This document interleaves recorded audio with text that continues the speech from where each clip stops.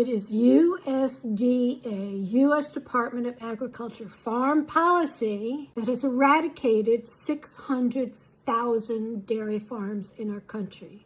They have destroyed, USDA policy has destroyed 97% of America's dairy farms. And that hollowed out 600,000 communities because dairy farms and other farms are the heart of rural communities in many ways. And there's a multiplier effect. For every dollar that a farm earns in income, 44 cents is spent in the local community because farmers buy their supplies locally. But the government bias against family farms has been devastating. And I could throw out some similar numbers regarding family-owned ranches, family-owned fisheries, the bias of the U.S. Department of Agriculture and the agencies that supervise fishing. The U.S. Department of Agriculture is biased against family-owned farms and ranches. For example, maybe you don't know that the U.S. government sets the price of milk.